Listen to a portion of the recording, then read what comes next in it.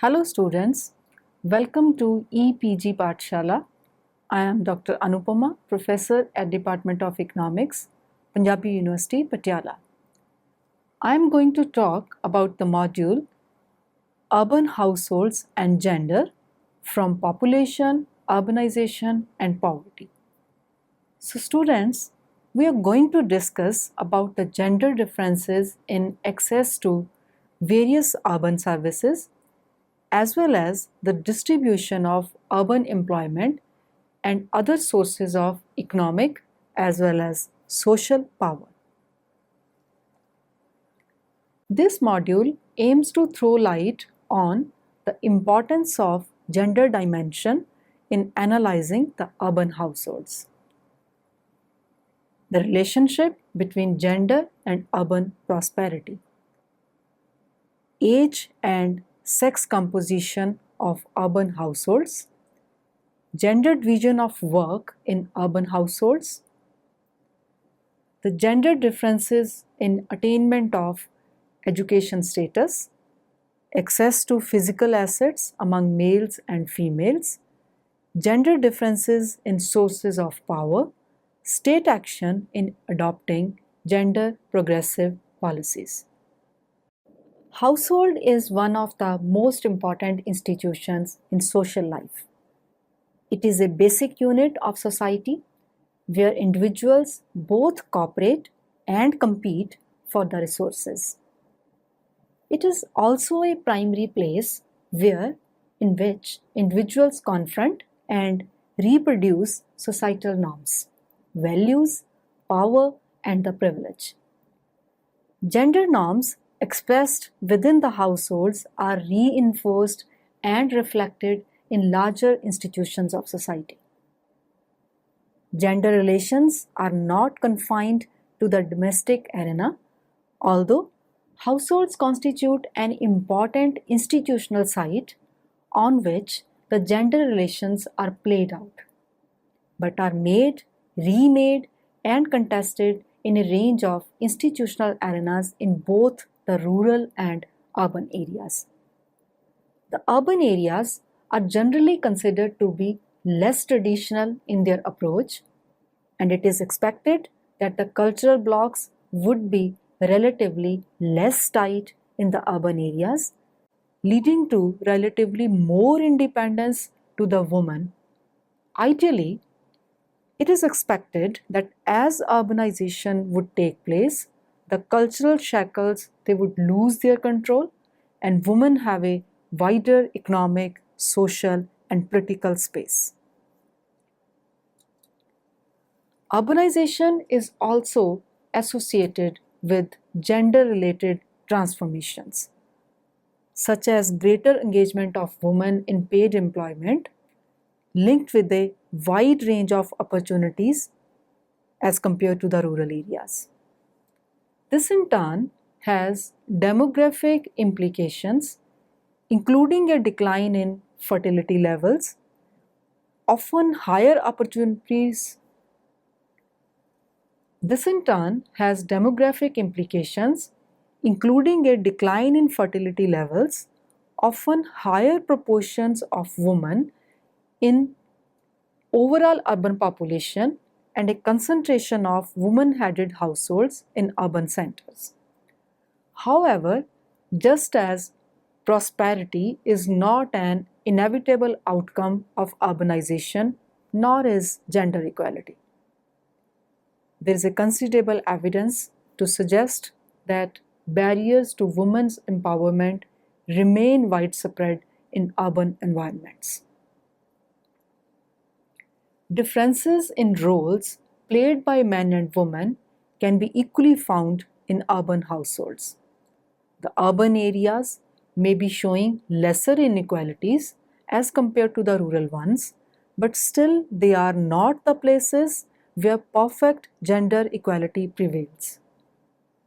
We can easily find adverse sex ratios, preference for male child, lesser investment by households in education and health of the woman, and several other glimpses of gender inequality in urban areas. Therefore, it would be interesting to look at the urban households from the gender dimension. Now the big question is why gender dimension is important. There are several reasons which induce any analysis to look at the urban households from the gender angle. Firstly, the urban populations are now driving towards feminization of the sex ratio. That is, greater number of females are now joining the incremental population than males. Secondly, the number of female-headed households is now increasing in the urban areas. Although the urban labor force is also being feminized, but the benefits of urban growth are not being shared equally among the sexes. And under poor economic conditions, the women suffer more than the men.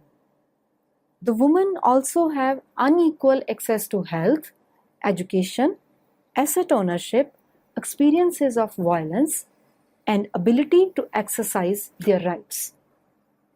Therefore, in order to address the issues of urban prosperity and inclusiveness of the growth of urban areas, it is important to look at the points from where the discrimination erupts or is accentuated.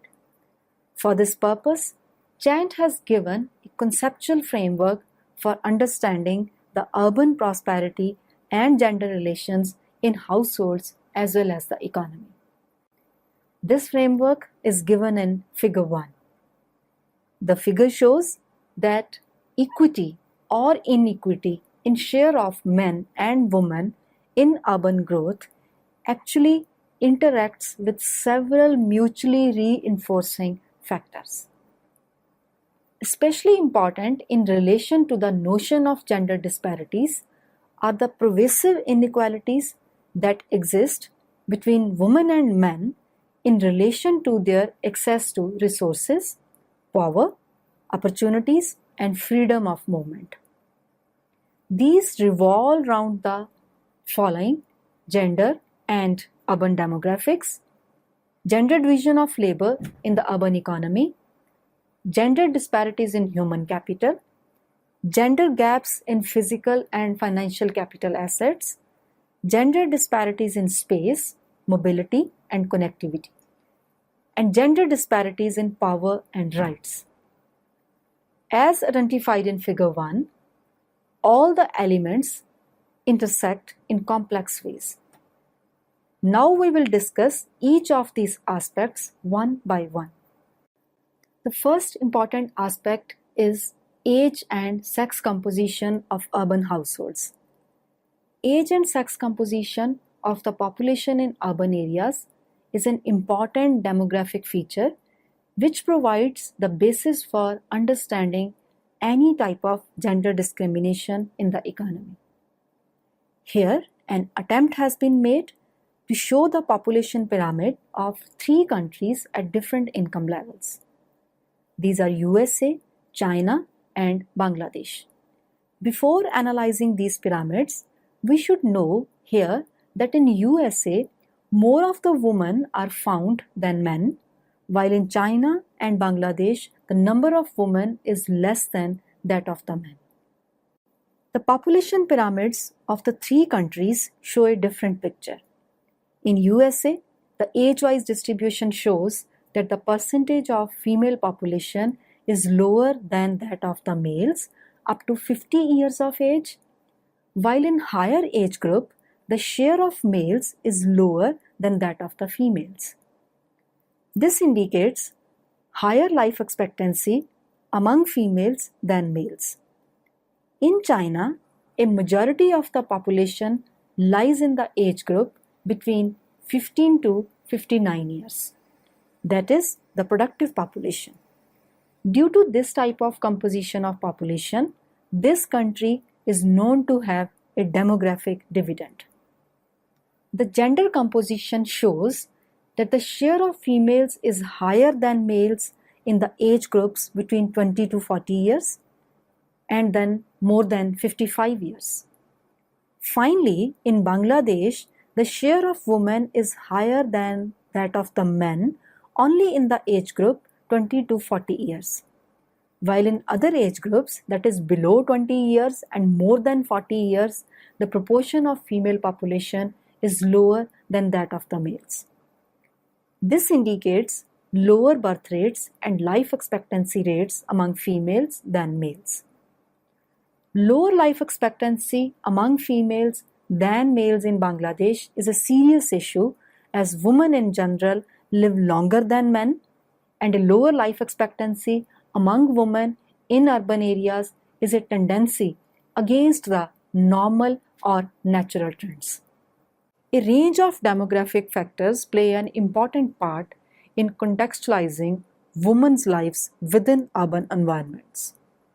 A key process is the relationship between the demographic transition and urbanization, of which an important aspect is lower fertility levels in cities.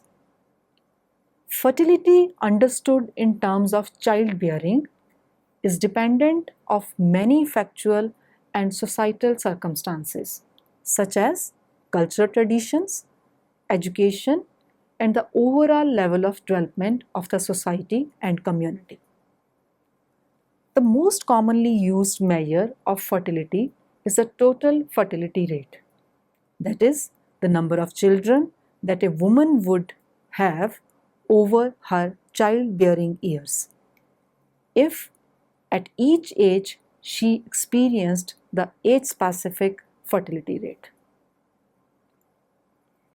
Indeed, there are generally differences in the level of fertility rates in urban areas compared to the rural areas of a country, as illustrated in Figure 3. This is mainly due to the relatively easy access of women in more modern urban settings to a range of services such as education, family planning, and healthcare, as well as their exposure to a different set of cultural and societal values. The figure shows that it is only in Maldives that the urban fertility rate is higher than that registered by its rural areas. Similarly, vast rural-urban differences can be noticed in Morocco, Bhutan, Uzbekistan, Kyrgyzstan, Israel, Namibia, Pakistan, and Swaziland. Now, let us discuss about gender division of work in urban households. Women's place in society is largely determined by the gender roles played in the household. In most of the developing economies, the family life rests solidly on shoulders of women. Preparing family meals, maintaining hygiene, caring for the family members, and a myriad of other chores related to children consume a good part of the day for women in the world. While men are increasingly getting involved in the daily functioning of the families, it is still predominantly women's responsibility. This can be assessed from the time use surveys of male and female members in a family. The time use surveys have proven to be important tools for answering many crucial questions related to the differences in status of women and men. Time use surveys encompass a number of areas including paid and unpaid work, division of labor within the families, which further have an influence upon female workforce participation, their social connectedness, and their civic participation, among many others. Figure 4 illustrates the difference in paid and unpaid work performed by men and women in a family. Here, the unpaid work includes housework, caring for family members. The figure shows that the difference in time spent on the paid as well as unpaid work by men and women is lower in case of developed countries such as USA, Germany, and Canada as compared to the developing economies like Pakistan, South Africa, and China. However, in each case, women spend more time on unpaid work while men spend it more on paid work. In most of the developing economies, apart from household chores and care of young and elderly, women also have to spend a considerable proportion of their daytime in fetching water and collection of fuel. Lack of access to drinking water on the premises or within a short distance continues to affect the lives of women. Lack of access to drinking water on the premises or within a short distance continues to affect the lives of women and men in the less developed regions. When water is not available on the premises, women are more often responsible for water collection than men are. This is the case in both rural and urban areas, in majority of the sub-Saharan African countries, and in rural areas of some Asian countries. On average, an adult woman is the person usually carrying home the water in 63% of rural households and 29% of urban households in sub-Saharan Africa. In comparison, an adult man has this responsibility in 11% of rural households and 10% of urban households. In rural areas in Asia, women are the ones fetching the water in 30% of the households and men in 13%. In contrast, in rural and urban areas in Latin America and the Caribbean, the burden falls more often on men. Similarly, the girls under 15 years are also more likely than boys of the same age to be in charge of water collection. Women are the most burdened not only because they are usually the ones in charge of water collection, but also because more time is needed for them to bring water home. More than one trip per day may be needed to cover all the household needs, and this limits the amount of time that women can spend on other activities such as income earning, education, or leisure.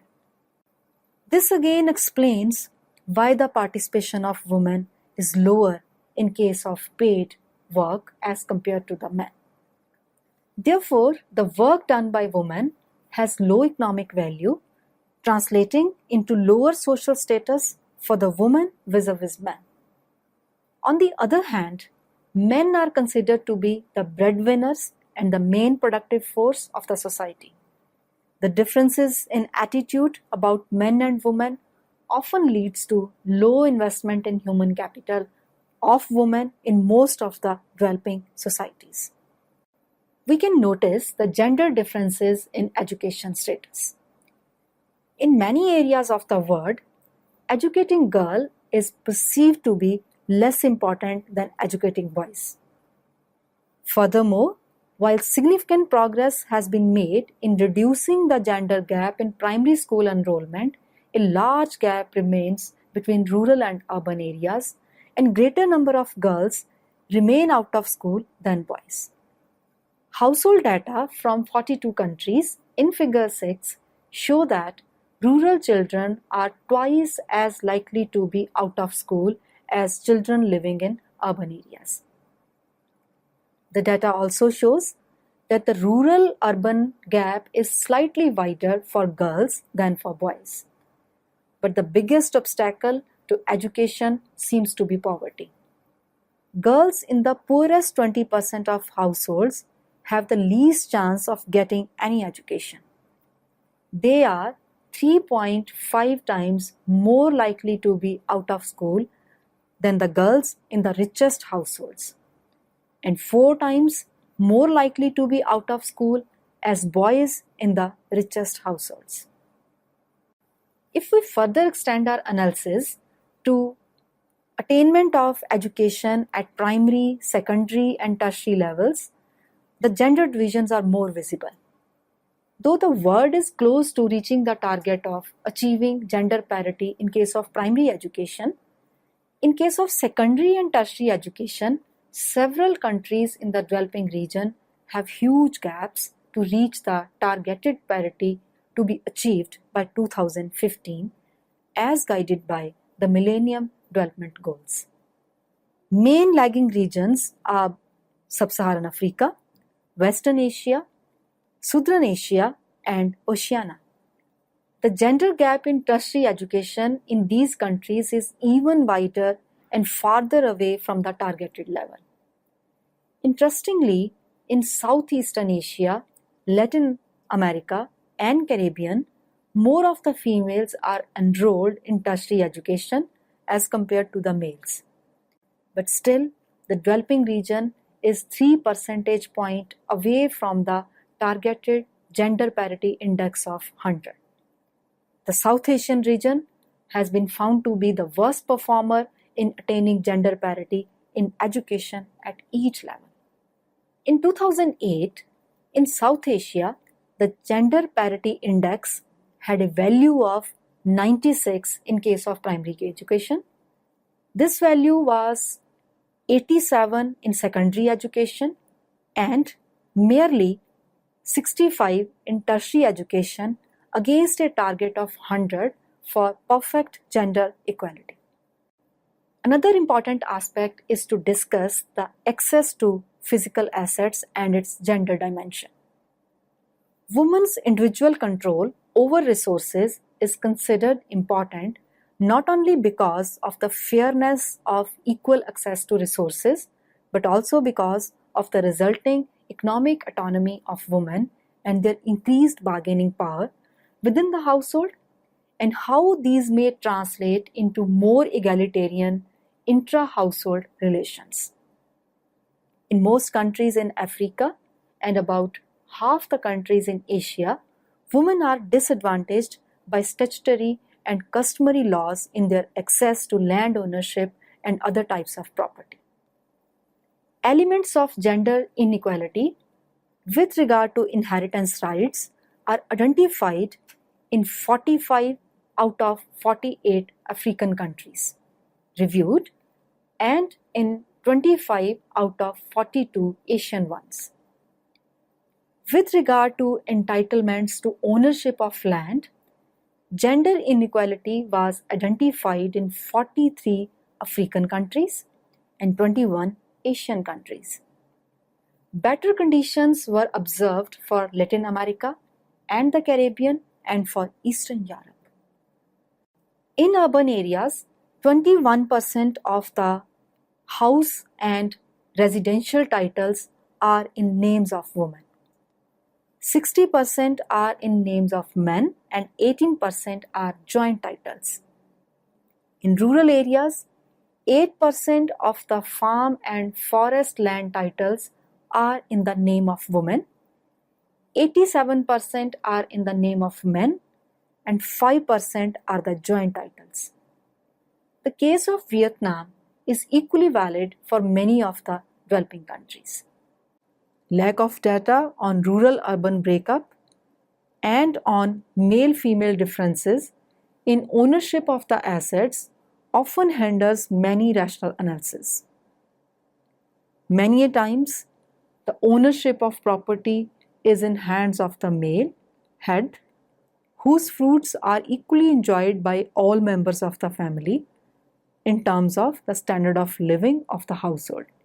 Therefore, for clearer lines of distinction regarding the ownership of property between man and woman, most of the analysis depend upon the ownership of land and other assets by head of the households. It is generally found that the productive assets and other property owned by the female-headed households is much lower than the male-headed households, which is the main cause of greater incidence of poverty among the female-headed households as compared to the male-headed households. Let us discuss about the gender differences in sources of power. A final critical component of conceptualizing the interrelationship between gender and urban prosperity relates to gender differences in power and rights. These differences exist across scales, from the personal through household, community, and city to the national level. They are also mediated by informal and formal mechanisms. However, the big question is, what gives women power? A survey of 2,000 women across 19 countries by the team of World Development Report 2012 indicates that women depend upon a combination of factors to feel empowered. These include generating and managing income, followed closely by acquiring an education, and then by personal traits and access to social networks. This can be observed from figure 9. It is also clear that no single factor can explain changes in environment. Any one factor may be present, many women with different levels of power, and may even determine gains or losses in power, depending on other factors operating on women's lives. The figure shows that the pathways for men and women are entirely different. Female pathways to greater empowerment include a broader range of factors, largely dependent on the ability to make decisions, be free of violence, and participate in social networks.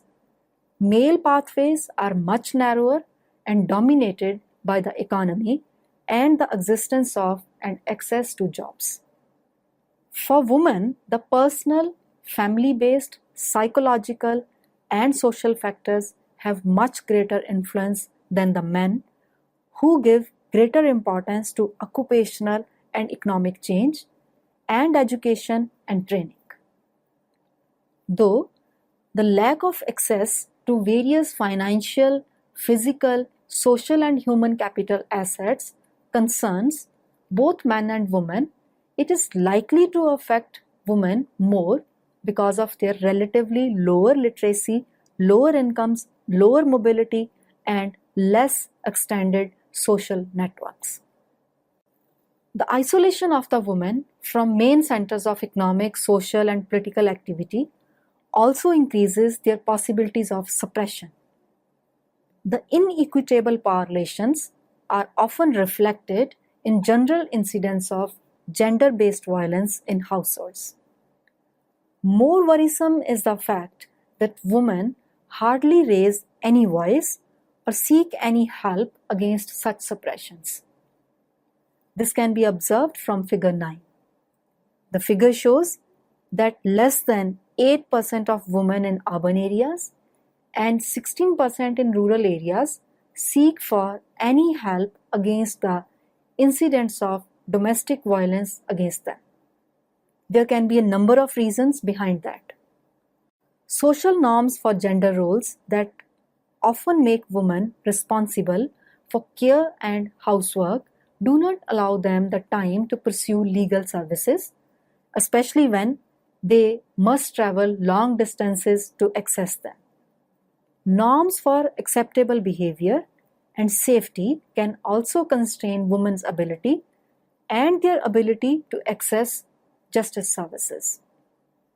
Another gender-specific factor is social stigma and psychological trauma often involved in bringing claims. Women are often reluctant to pursue justice where outcomes are not predictable, where legal institutions are gender-biased, and where legal actors themselves victimize complainants, resulting in a double victimization. Thus, the main reason given for not seeking services were strong social norms, unsympathetic to women's claim, and a lack of trust in the services. So, students, let us summarize what we have learned in this module. Linked with the importance of addressing gender disparities in power and rights identified in figure 1, gender equity is central to ensuring the equal distribution of the benefits of prosperity in cities in general and women's empowerment in particular. For this, it is essential that the rights of women should be adequately protected and they should have full access to the productive and other material resources in cities.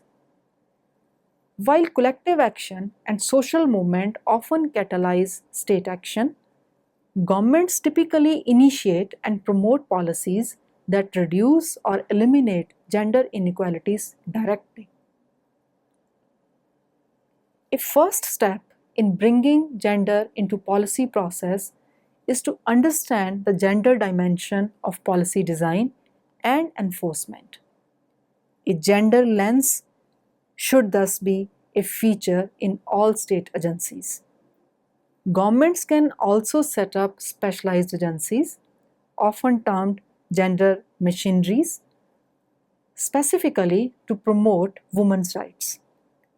The government policies put a fuel to the machineries of markets, formal and informal institutions, which further regulate the gender-based power equation in the households. As a result, the access of men and women to economic opportunities and endowments are determined, which further influence the growth patterns and the process goes on. This discussion brings a clear message that if the government policies do not initiate the process of change, old age cultural practices remain unaltered, and the gender-based discrimination is visible in households, markets, and society as a whole. That's all with today's lecture. I hope you must have enjoyed this lecture. Thank you.